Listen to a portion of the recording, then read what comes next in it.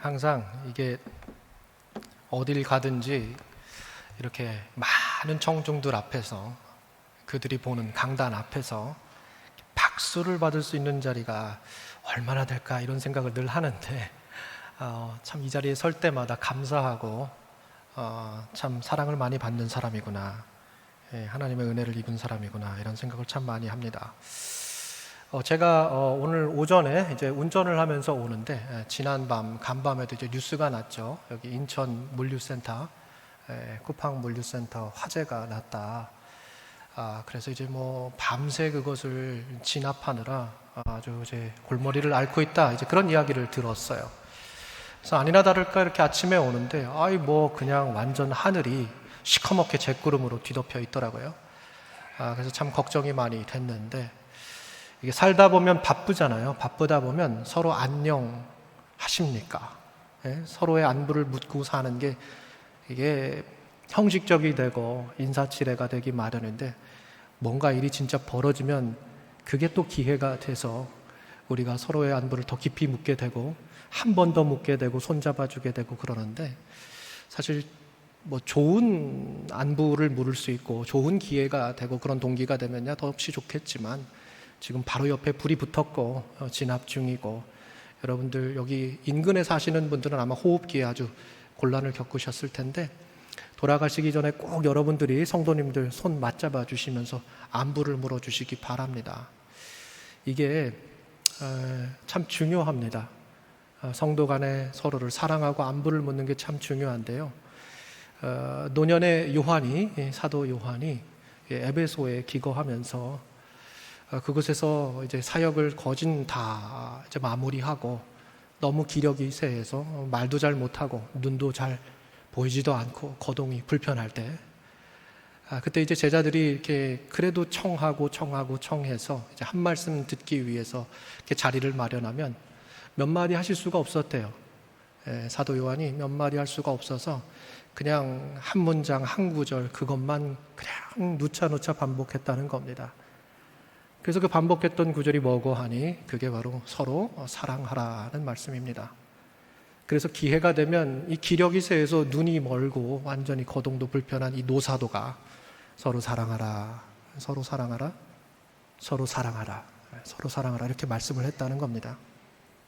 제자들이 하도 그 말씀만 하니까 이제는 이제 듣기가 싫은 건지 뭔지, 왜 그 말씀만 그렇게 하십니까? 이렇게 물었더니만 이 노사도가, 이 사도 요한이 그렇게 말했다는 겁니다.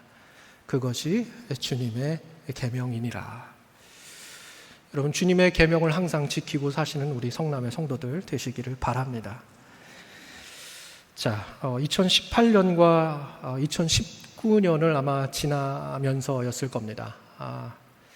우리가 흔히 K문화라고 부르는 한국의 이 대중문화가 전 세계인의 주목을 끌기 시작했습니다.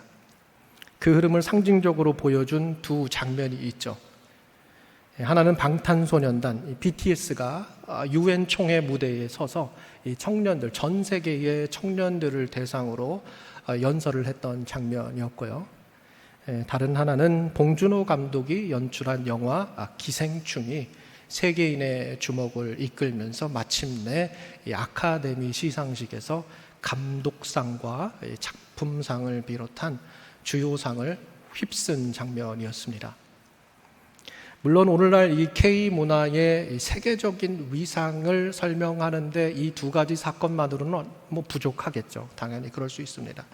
그러나 그럼에도 불구하고 이 두 장면은 한국의 대중문화가 한국이라고 하는 아주 이 비좁은 울타리를 넘어서 세계인의 관심과 집중, 조명의 대상이 되는 것을 보여준 아주 기념비적인 이례적인 사건이었다 말씀드릴 수가 있을 것 같습니다. 오늘은 그 중에서도 저는 특별히 이 봉준호 감독의 영화죠, 기생충, 이 기생충 이야기로 설교를 시작해 보려고 합니다. 영화 기생충에는요, 두 종류의 가족이 등장합니다.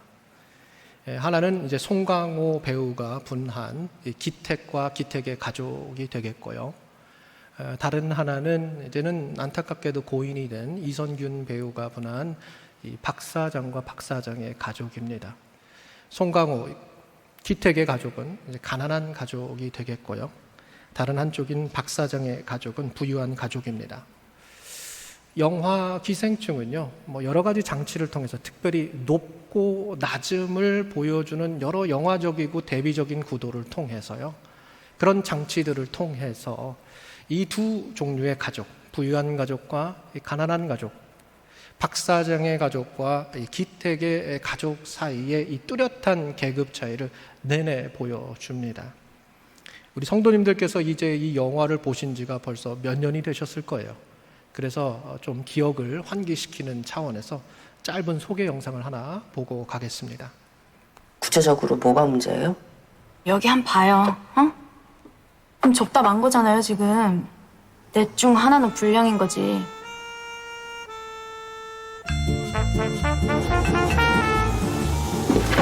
네가 내 대신 얘 과외 선생님 좀 해줘라. 영어. 기정이가 그렇게 손재주가 좋다며? 서울대학교 문서 위주 학과 뭐 이런 거구나. 아들아, 네가 자랑스럽다.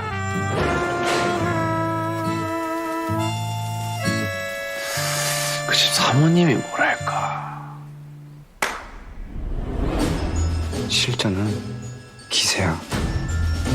그동안 미술쌤도 여러 명 바꿔가면서 해봤는데요. 하나같이 한 달은 못 버티더라고요. 제가 사람 하나가 휙 하고 떠올랐는데. 어머, 너무 궁금하네요. 어떤 분이실까? 아, 잠깐.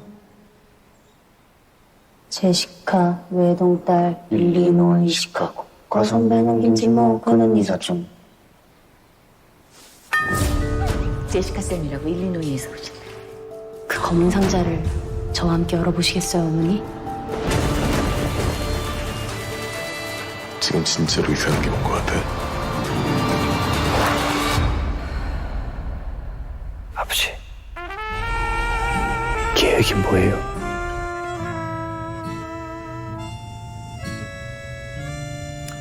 네, 이제 기억이 조금 새록새록 나실지 모르겠습니다. 방금 보신 영상처럼 기택의 가족은 반지하에 삽니다. 반면에 박사장의 가족은 아주 높은 언덕, 양지 바른 곳에 살고 있죠. 그래서 기택의 아들과 딸이 이 박사장 아이들, 이 아들과 딸의 이 과외 선생님이 되어가지고 그 집을 찾아가는 장면을 보면 계속해서 이렇게 오르고 또 오르고 높이 올라가는 장면들이, 그런 구도가 계속해서 나타납니다. 반면에 이들이 다시 자기 집으로 돌아갈 때는 계속해서 아래로, 또 아래로 이렇게 낮은 곳으로 내려가는 모습을 보게 되죠. 비 내리는 장면도 그래요. 비 내리는 장면도 보면 높은 곳에 있는 박사장의 집에는 비가 그치고 따스한 햇살이 비쳐옵니다. 심지어는 박사장 가족이 그래요. 이 비가 오고 나니까 공기가 맑아졌다는 거예요. 그런데 낮은 곳에 사는 기택의 집에는 물이 막 차오릅니다. 범람해요, 막. 그래서 그걸 막 바가지로 퍼내는 장면이 막 나오죠. 한 가족에는 공기를 맑게 해준 비가 다른 가족에게는 집과 삶의 터전을 모두 다 산산조각 나는 대대적인 재난이 된 겁니다. 영화는 바로 이런 높낮이를 보여주는 영화적 장면과 이 대비적인 이 구도를 통해서요, 두 가족 사이에 놓여있는 계급차를 아주 뚜렷하게 선명하게 보여줍니다. 그런데 이 영화에서, 이 기생충 영화에서 두 가족 간의 계급 차이를 보여주는 또 하나의 영화적 장치가 있는데 그것이 바로 냄새입니다. 기택의 가족은요, 이 박사장과 어울리기 위해서 옷을 사 입어요. 새 옷을 사 입습니다. 자신들의 이력과 신분도 아주 그럴듯하게 꾸미죠. 아들은 명문대 학생인 것처럼 꾸며내고 딸은 자기가 마치 외국에서 유학을 하고 온 전문가인 것처럼 굽니다. 옷도 바꾸고요, 말투도 행동도 바꾸고요. 어때요? 이력도 신분도 다 바꿔치기 합니다. 그런데 아무리 좋은 옷을 입고 아무리 이력을 그럴듯하게 꾸며도 감추지 못하는 것이 하나 있는데 그것이 무엇이냐? 그것이 바로 냄새입니다. 옷은 바꿔 입을 수 있어요. 옷은 얼마든지 바꿔 입을 수 있습니다.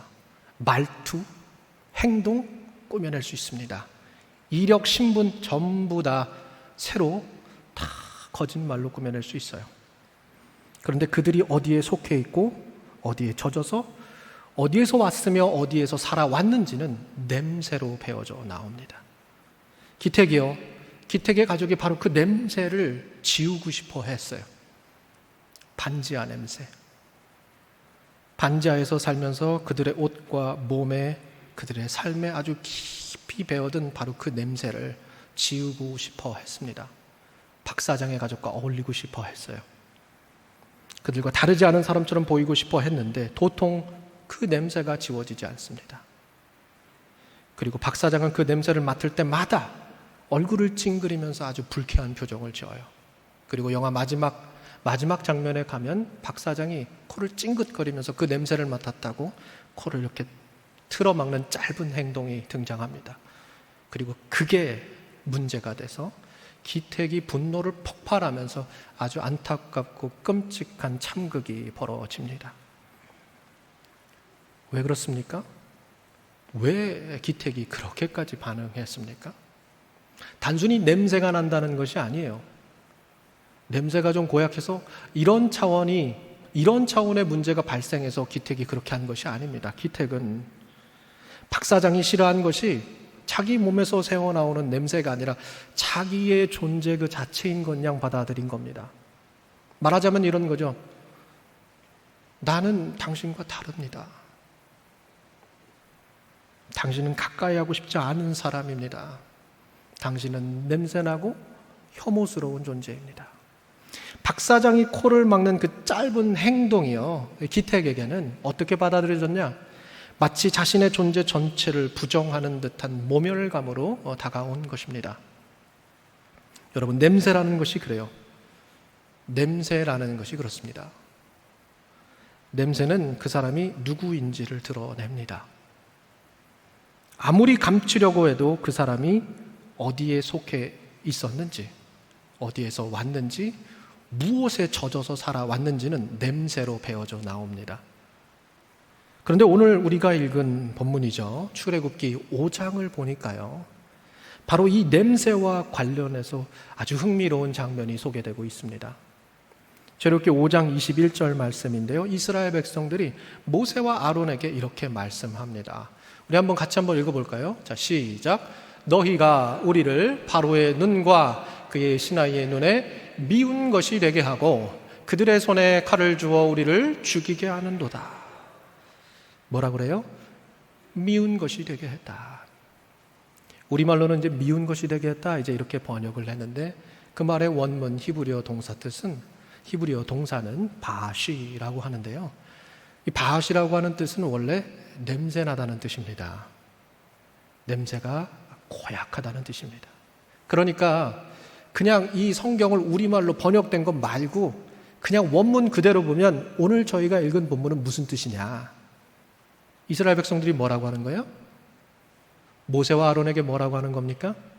너희 때문에 우리가 바로에게 냄새나는 존재가 됐다는 거예요. 냄새나는 존재.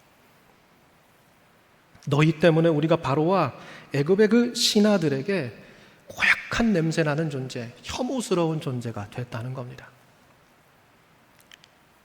이스라엘 백성들이 왜 이렇게 이야기했을까? 왜 냄새가 난다고 표현을 했을까? 그럼 출애굽기 3장에서 하나님이요, 모세를 부르셨어요. 출애굽기 3장에 보면, 오늘 본문에서 2장 앞에 보면 하나님께서 모세를 부르셔요. 그리고 애굽으로 보내십니다. 아론을 붙여서 애굽으로 보내면서 하나님의 뜻, 하나님의 말씀을 전하게 하셨어요.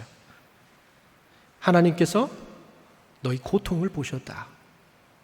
하나님께서 너희의 부르짖음을 들으셨다.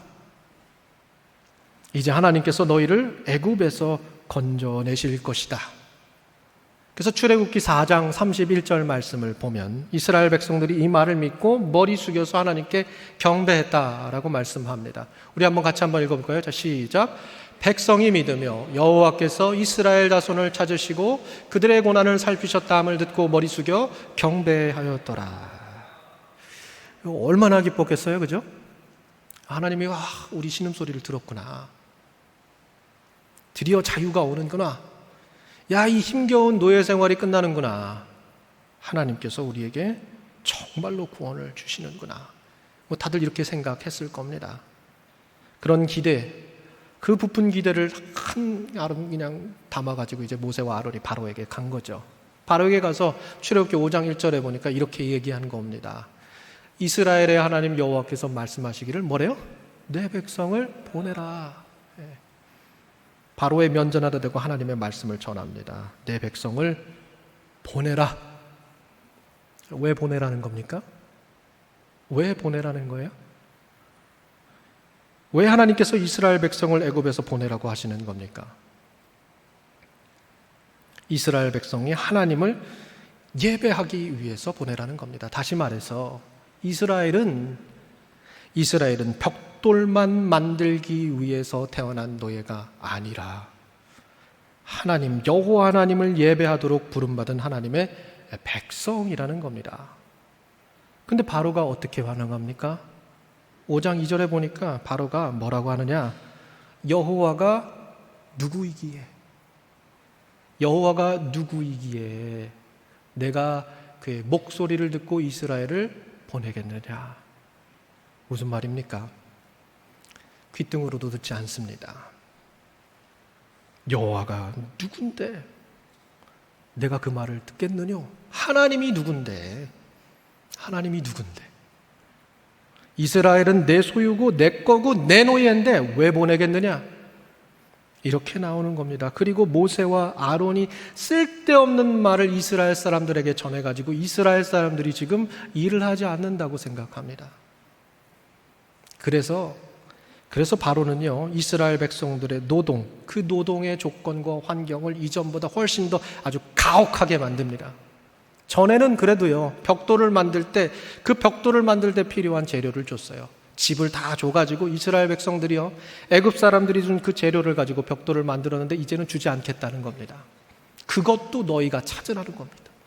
그것도 찾고 헤매고 구해서 그 재료 가지고 벽돌을 만드는데 이전과 똑같은 수량을 만들어 오라는 겁니다. 여러분, 그게 가능하겠어요? 재료를 찾느라 시간 다 허비하고 고생하는데 그 어렵게 찾은 재료를 가지고 벽돌을 만들어야 하는데 수량을 똑같이 만들어 와라. 안 되죠. 물량을 못 주지 못합니다. 그러니 어떻게 됩니까? 출애굽기 5장 14절에 보니까 어떻게 되느냐? 그 물량을 못 맞춰가지고 이스라엘 이 자손의 기록원들이요, 매를 맞습니다. 매를 맞아요. 뭘 매를 맞아요? 얼마나 억울합니까? 얼마나 답답해요? 왜 우리에게 집도 주지 않으면서 벽돌은 똑같이 만들라고 하십니까? 이들이요, 바로의 면전에 찾아가서 따져요. 억울함을 호소합니다. 그런데 바로가 그 말을 듣지 않아요. 오히려 뭐라고 하느냐? 너희가 게으르다. 너무 게으르다 니네. 너희가 게으르니까 여호와 하나님인지 뭔지 거기 가가지고 예배하고 지금 그러는 거 아니야?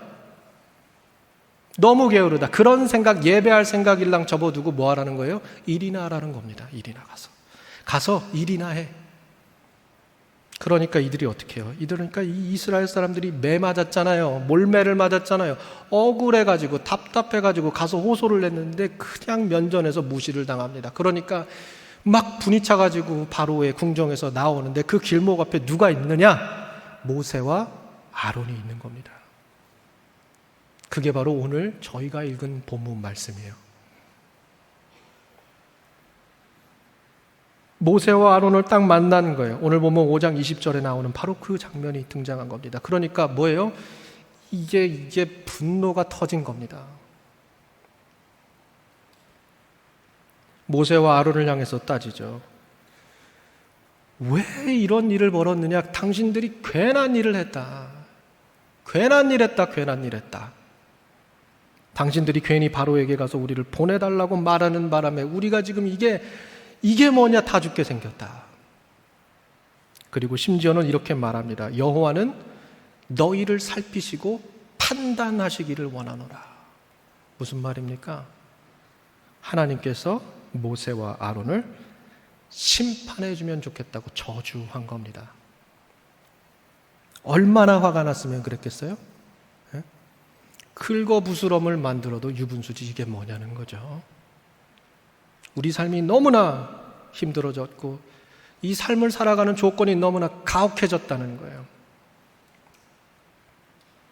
그런데 이스라엘 백성에서 생각해 보면 화가 나죠. 화가 날 법합니다.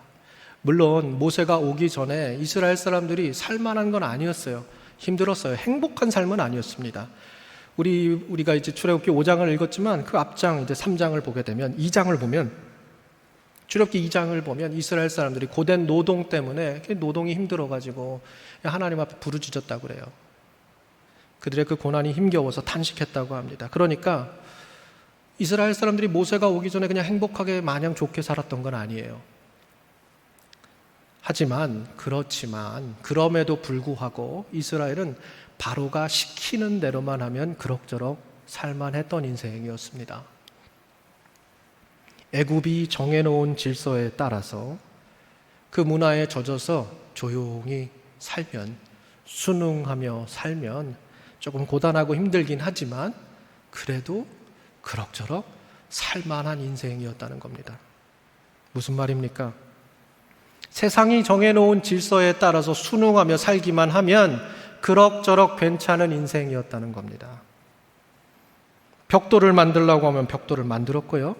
바로가 너는 내 것이다, 너는 내 소유다 라고 하면 그냥 바로의 소유, 바로의 것, 세상의 것인 양 그냥 그렇게 타협하며 살면 그만이었다는 겁니다.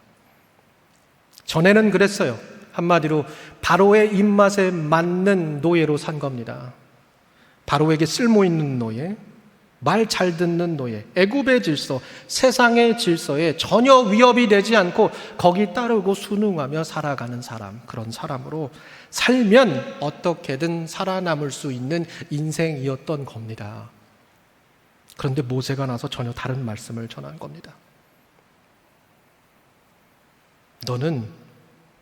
너희는 바로의 것이 아니다.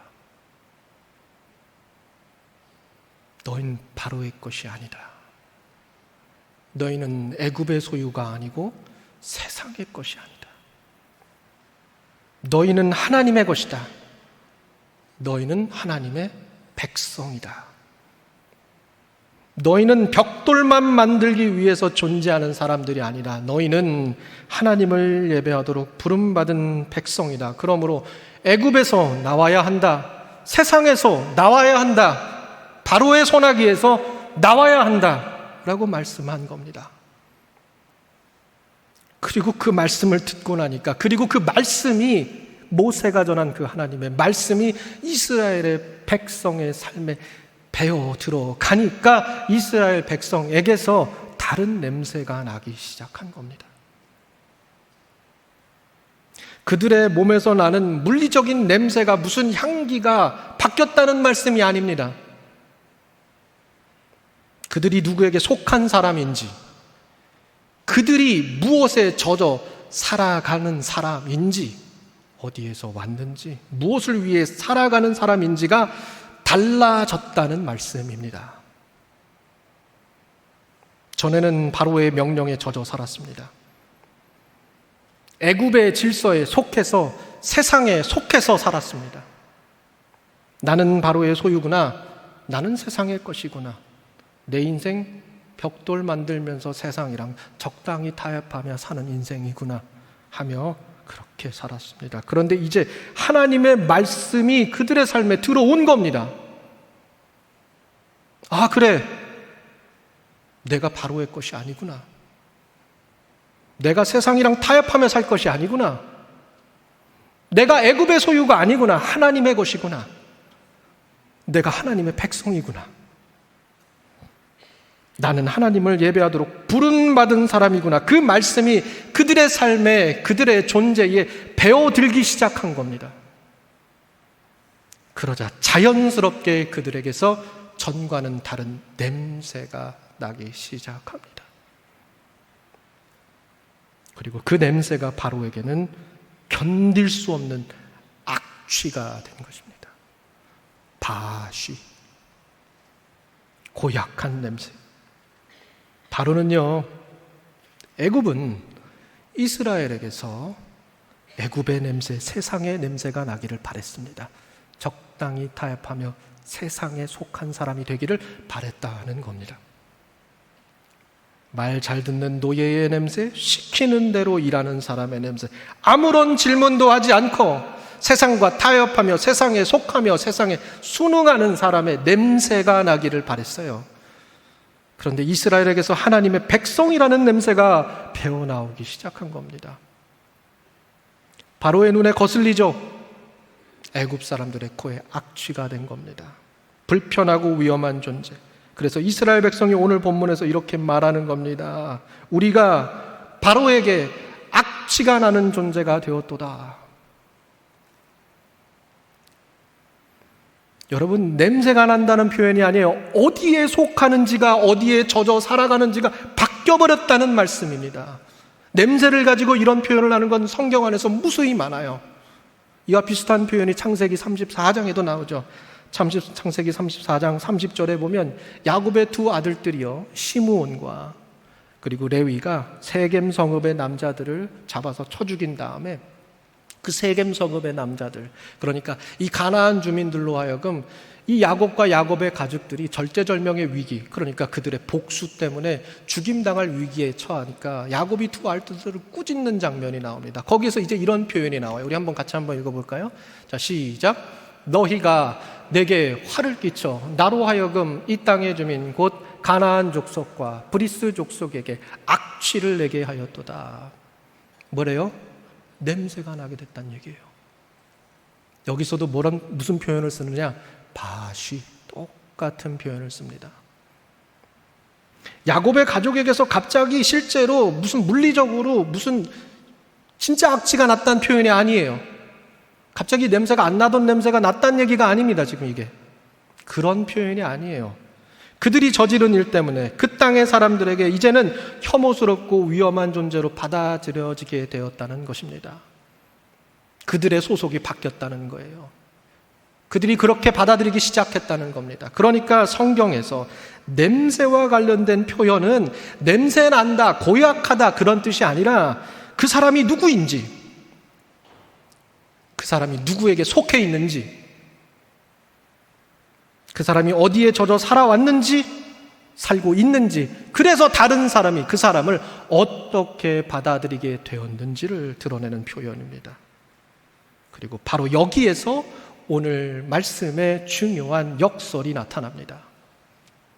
이스라엘에게서 하나님의 백성이라고 하는 냄새가 배어 나오기 시작하니까 바로는 그것을 악취라고 불렀습니다. 그렇다고 한다면 바로에게 세상이 악취가 난다고 표현하는 그 삶이 우리 하나님에게는 어떠한 냄새이겠습니까?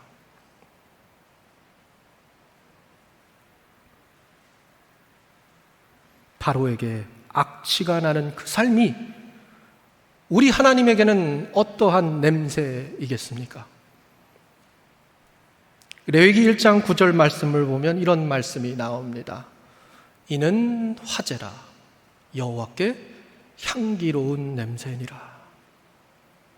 이는 화제라 여호와께 향기로운 냄새니라. 성경을 보니까요, 하나님한테요 향기로운 냄새가 있답니다. 근데 그 하나님께 향기로운 냄새가 뭐냐? 화제입니다. 여러분, 화제가 뭐예요? 제단 위에 제물을 놓고 불을 확 태우는 겁니다. 불타면서 제단 위에 제물이 내는 냄새를 우리 하나님이 좋아한다고 그러는데, 여러분 그 냄새가 어떤지 아세요? 성지순례 가신 분들은 한 번쯤 맡아보셨을 텐데 향기로운 향수가 아닙니다. 고약합니다. 아주 고약한 악취가 납니다. 피냄새와 시체 썩은 살냄새가 불에 타면서 나는 냄새가 뒤섞여서 나는 아주 고약한 악취가 납니다. 그런데 그 냄새를 가리켜서 우리 하나님이 뭐라 그러는 거예요? 이는 향기로운 냄새니라. 우리 하나님이 좀 취향이 독특한가요? 아주 독특한 취향을 가지고 계신 분인가? 그런 이야기가 아니죠. 그런 이야기가 아니죠.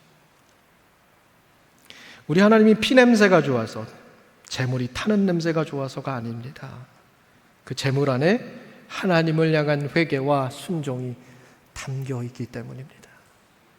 나의 생명과 나의 삶이 죄와 사망과 세상에 속해 있지 않고 하나님께 드려지는 이 제물 안에 속해 있다라고 하는 그 고백이 담겨 있는 그 제물, 그 제물이 하나님께 올려 들어갈 때 그 제물이 타들어가면서 내는 냄새가 세상 사람들에게는 죽음의 냄새고 사망의 냄새고 고약한 냄새일지 모르지만 우리 하나님께는 그것이 향기로운 냄새라는 것입니다. 그러니까 누구에게서 어떤 냄새가 나는가 하는 것은 그 사람이 무엇에 젖어 있고 어디에 속해 있으며 누구에게 자신을 드리고 있는가와 아주 깊이 연결되어 있습니다. 애굽의 질서에 젖어서 살면 애굽의 냄새가 나게 되어 있습니다.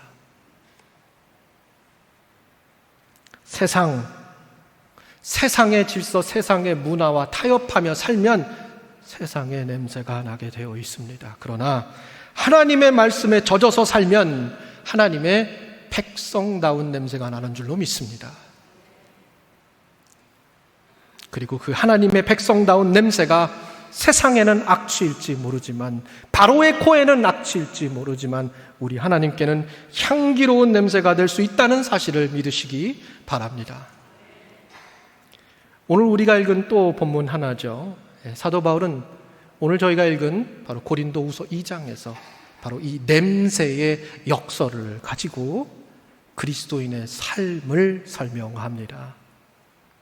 고린도후서 2장 14절로 16절까지 말씀이었는데요.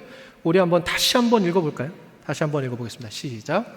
항상 우리를 그리스도 안에서 이기게 하시고 우리로 말미암아 각처에서 그리스도를 아는 냄새를 나타내시는 하나님께 감사하노라. 우리는 구원받는 자들에게나 망하는 자들에게나 하나님 앞에서 그리스도의 향기니 이 사람에게는 사망으로부터 사망에 이르는 냄새요 저 사람에게는 생명으로부터 생명에 이르는 냄새니라. 아멘. 아멘. 사도 바울이 뭐라고 말씀합니까? 하나님께서 우리를 통해 각처에서 그리스도를 아는 냄새를 나타내신다는 겁니다.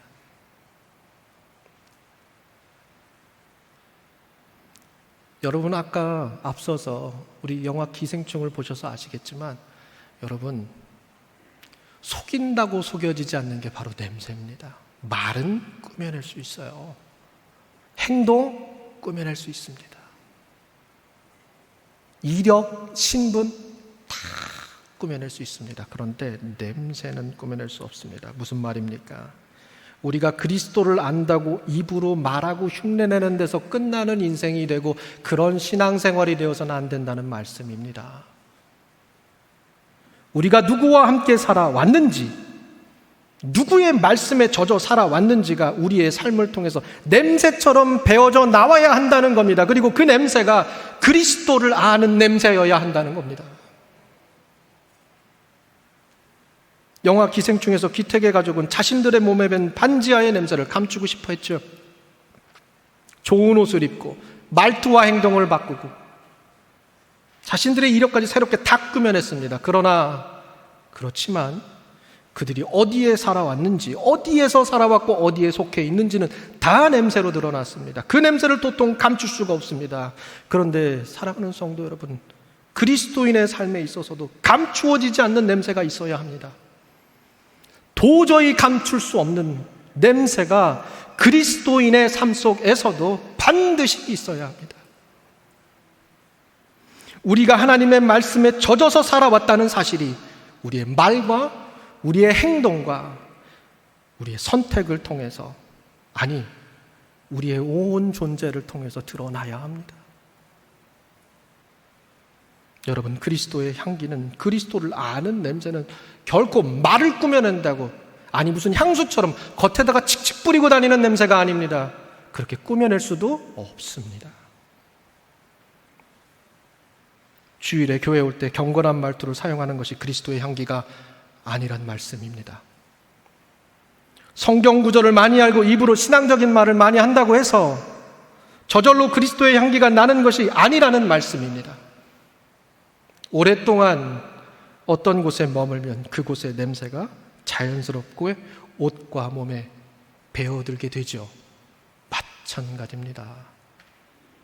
우리가 그리스도와 함께 오래 머물고 그 말씀에 젖어 살고 그 사랑 안에 살아가면 그리스도의 냄새가 우리의 옷과 몸과 삶과 존재 전체에 배어들게 되어 있습니다.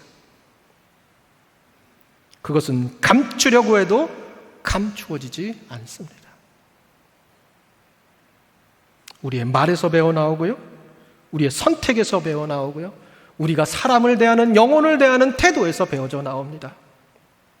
우리가 잘못했을 때 변명하지 않고 먼저 사과하고 용서를 구하는 모습에서 그리스도의 냄새가 배어져 나옵니다. 나에게 아무런 도움이 되지 않는 사람이라고 할지라도 함부로 그 영혼을 대하지 않는 태도에서 그리스도의 냄새가 배어져 나옵니다. 모두가 한 사람을 험담할 때 함께 웃고 맞장 붙이지 않는 모습에서 그리스도의 냄새가 배어져 나옵니다. 내가 손해가 나더라도 거짓된 숫자를 만들지 않고 정직하게 일하는 선택에서 그리스도의 냄새가 배어져 나옵니다. 힘 있는 사람의 눈치를 보기보다 억울한 사람과 약한 사람 곁에 서는 삶을 통해서 그리스도의 냄새가 배어져 나옵니다. 세상 사람들은 물론 이런 삶을 고약하다고 얘기할 수 있어요. 불편하게 생각할 수 있고 이렇게 반문할 수 있습니다. 왜 그렇게 살아? 왜 그렇게 힘들게 살아? 왜 그렇게 손해나면서 살아? 힘 있는 사람 편 좀 들지 왜? 왜 거기 붙어가지고? 그렇게 반문하겠죠. 그렇게 질문하겠죠. 그러나 그들이 그렇게 질문하고 질문에 질문을 더하고 따라가다가 그들은 우리 안에 있는 그리스도를 알게 되는 것입니다. 우리 안에 있는 그리스도를 만나게 되는 것입니다. 그것이 바로 사도 바울이 말한 도처에서 풍겨나는 그리스도를 아는 냄새입니다. 오늘 본문을 보니까 그런데 이 그리스도를 아는 이 냄새에 대해서 아주 의미심장한 대목이 하나 나오는데 바로 2장 16절 하반절입니다. 그 구절에 보니까 사도 바울이요, 이런 말씀을 해요. 그리스도를 아는 냄새를 모두가 좋아하지 않는다는 거예요. 모든 사람에게 그리스도의 향기가 향기롭지 않다고 말씀합니다. 어떤 사람은요, 그 냄새를 죽음에 이르는 냄새라고 생각한답니다. 사망에 이르는 냄새라고 생각한답니다. 어떤 이들에게는 그것이 생명에 이르는 냄새지만 어떤 이들에게는 그것이 그리스도의 향기가 사망에 이르는 냄새처럼 여겨진답니다. 왜 그렇습니까? 왜 그래요? 그리스도의 향기는 불의한 세상의 불편한 냄새이기 때문에 그렇습니다. 높아져야 성공하다고 믿는 세상에서 예수님은 십자가에 달려 죽기까지 낮아지셨습니다. 많이 가져야 행복하다고 믿는 세상에서 예수님은 나누라고 말씀하셨습니다. 힘으로 상대를 짓누르고 이겨야만 살아남는다는 세상에서 예수님은 원수를 사랑하고 용서하라고 말씀하셨습니다. 제 목숨 하나 지키는 것이 전부라고 믿는 세상에서 자기 십자가를 지고 나를 따르라고 예수님은 말씀하셨습니다. 그러니 그리스도의 향기가 불의한 세상에는 향기로울 리 없습니다. 그것은 사망에 이르는 냄새입니다. 거짓으로 이익을 얻는 사람에게 정직은 불편한 냄새입니다. 힘으로 약한 사람을 누르는 사람에게 사랑과 정의는 불편한 냄새입니다. 모두가 침묵하기를 바라는 자리에서 진실을 말하는 사람은 눈에 거슬리는 존재가 됩니다. 모두가 한 사람을 험담하는 자리에서 함께 웃지 않는 사람은 분위기를 깨는 사람이 됩니다. 사람을 혐오하고 배제하는 말을 농담처럼 주고받을 때 그 말에 동의하지 않는 사람은 왜 너만 유별나게 구느냐고 힐난을 받습니다. 그리스도의 향기는 어떤 사람에게는 바쉬, 고약한 냄새, 사망에 이르는 냄새, 불편한 냄새, 거북한 냄새, 위험한 냄새일지 모릅니다. 오늘 출애굽기의 이스라엘 백성이 하나님의 말씀에 젖어들기 시작할 때 그러했습니다. 그들이 바로에게 쓸모있는 노예로 살아갈 때, 세상과 적당히 타협하며 세상에 속해 있을 때 괜찮았습니다. 아무런 문제가 없었어요. 그러나 하나님의 말씀이 그들의 삶에 배어들기 시작하니까 다른 냄새가 배어 나옵니다. 그리고 그 냄새가 바로에게, 애굽에게, 세상에게 악취가 되었습니다. 그러나 하나님은 그 악취를 향기롭게 받으셨습니다. 그들이 하나님의 말씀에 젖어 살기 시작했고 자신들이 하나님의 소유라는 사실을 거침없이 세상에게 드러내기 시작한 겁니다. 하지만 사랑하는 우리 성도 여러분, 우리가 여기서 조심할 것이 있습니다. 정말로 조심할 것이 한 가지 있습니다. 세상이 우리를 미워하는 것을 가지고, 세상이 우리를 불편해하는 것을 가지고 그 자체를 그리스도의 향기라고 생각해서는 안 됩니다. 사람을 불편하게 만드는, 세상을 불편하게 만드는 모든 냄새가 전부 다 그리스도를 아는 냄새는 아닙니다. 내가 무례해서 미움을 받는 것과 그리스도를 따라서 살다가 미움을 받는 것은 다른 일입니다. 내가 독선적이고 사람을 함부로 판단해서 비판을 받는 것과 진실을 지키다가 불편한 사람이 되는 것은 다른 일입니다. 우리의 성격과 우리의 잘못 때문에 악취를 풍겨놓고 사람들이 나를 싫어하는 것은 내가 신앙이 좋아서 그래 라고 생각하는 것은 안 될 말입니다. 그리스도의 향기에는 불편이 아니라 그리스도의 모습이 담겨 있어야 합니다. 거기에는 사랑이 있어야 합니다. 거기에는 진실이 있어야 합니다. 거기에는 자기를 내어주는 희생이 있어야 합니다. 죄와 불의에는 타협하지 않지만 사람의 영혼을 끝까지 사랑하는 긍휼의 마음이 있어야 합니다. 그러므로 오늘 이 시간 성도님들께서 여러분 자신에게, 스스로에게, 여러분의 영혼에게 물어보시기 바랍니다. 나는 지금 내 삶을 통해 어떤 냄새를 풍기고 있는가? 나는 지금 어디에 속해 있으며 나는 지금 무엇에 젖어서 살아가고 있는가? 돈과 성공에만 젖어서 살면 사람을, 영혼을, 천하보다 귀한 그 영혼을 이익과 쓸모로 판단하는 냄새가 배어져 나옵니다. 경쟁과 비교에 젖어서 살게 되면 다른 사람을 질투하고 깎아내리는 냄새가 배어져 나오게 돼 있습니다. 미움과 분노에 젖어서 살면 말과 표정과 행동에서 그 냄새가 배어져 나오게 되어 있습니다. 아무리 좋은 말로, 아무리 좋은 옷을 입고 아무리 꾸며대도 그 냄새는 감출 수 없습니다. 결국은 배어나오게 되어 있습니다. 그러나 그리스도와 함께 머물면 그리스도의 냄새가 배어나오는 줄로 믿습니다.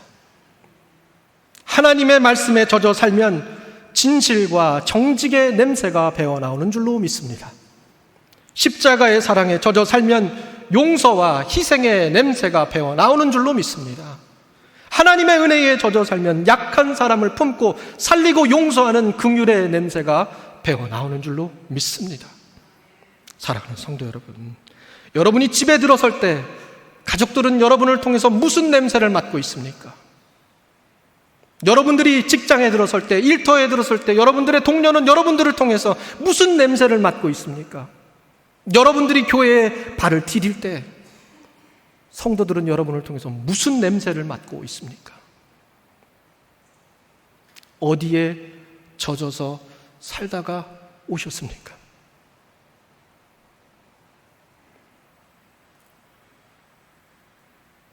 우리 믿는 사람에게 중요한 것은 모든 사람에게 다 이롭고 좋은 냄새를, 나 좋은 냄새나 이런 게 아닙니다.